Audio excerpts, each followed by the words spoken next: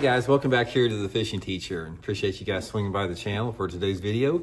And guys, today I want to talk about some of the most common reasons you're losing bass. That is, once you hook the bass, in other words, you stick the fish and you're fighting the fish, what are some of the main reasons why you lose the fish? Because I wanted to do this because, guys, I just got done with the BFL tournament up at Truman Lake.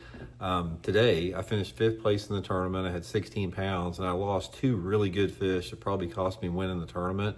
And it made me think of all the different reasons and scenarios that you lose fish.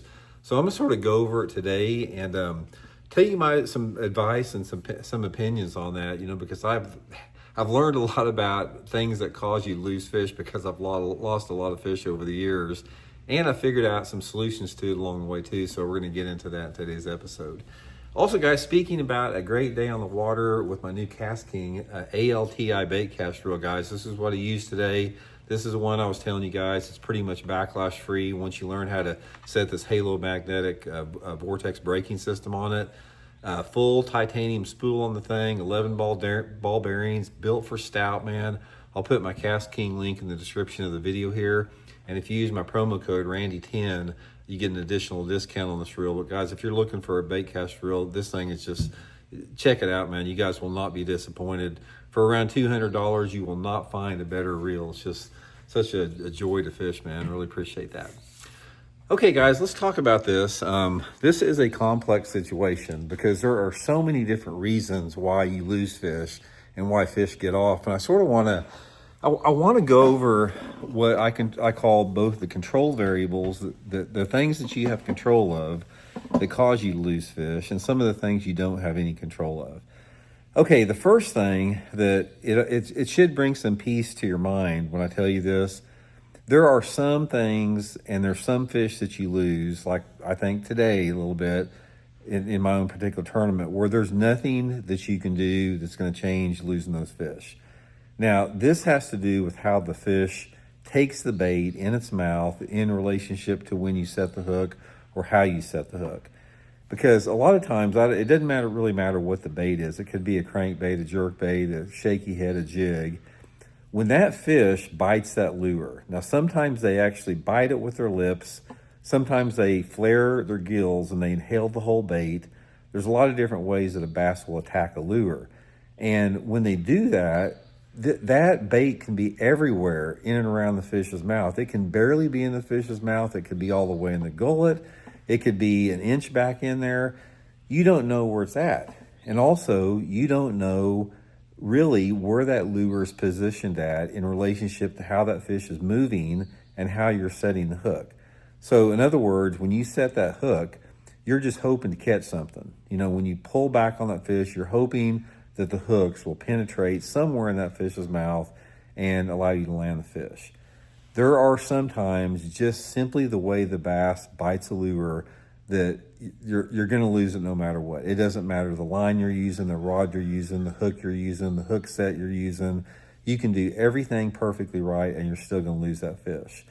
So you need to sort of take some peace in that, knowing that. But there are a lot of situations where it's a control problem that you have. And if you change something, you're going to land a lot more fish, and there's reasons that you cause yourself to lose fish. Okay, the first thing is the type of cover that you're fishing in. One of the things that you really have to be prepared for is when you're fishing around any type of heavy cover. It could be a lay-down tree in the water or a grass bed or a dock or flooded bushes or whatever, like I was fishing at Truman Lake today.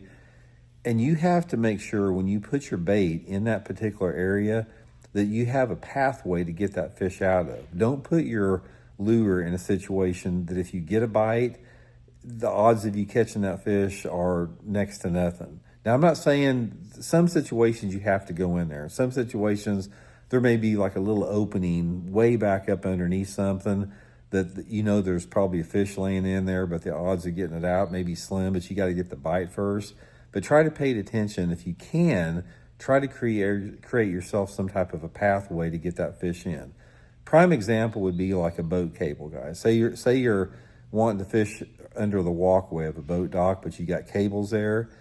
If at all possible, try to cast underneath the cable. That way, if you get a bite, you're not having to jack with lifting that fish over a cable or having that fish wrap you around a cable and get off with that. So try to cast underneath the cable in a situation like that.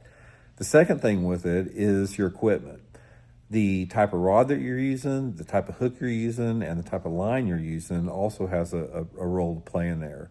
Now, based upon the lure that you're fishing, whether it's a crankbait, a jerkbait, a swim bait, a jig, a Texas rig, or whatever, it's going to require different action of rod. And what you're wanting on your rod tip, the rod tip and length is critical with this. You want to have a rod that's stiff enough to allow you to get the hook in, but you don't want a rod too stiff that when you're playing the fish, there's no give to it. That's why people lose a lot of fish on flipping sticks once fish are out in the open, because there's not the give on the tip with it.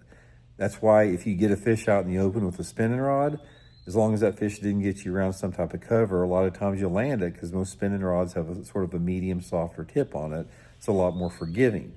So get the right rod. The next thing, make sure you have the right hooks. Now, the hooks can be a wide range. It could be treble hooks, it can be straight shank hooks or whatever, but you have to match the hooks to the bait that you're throwing.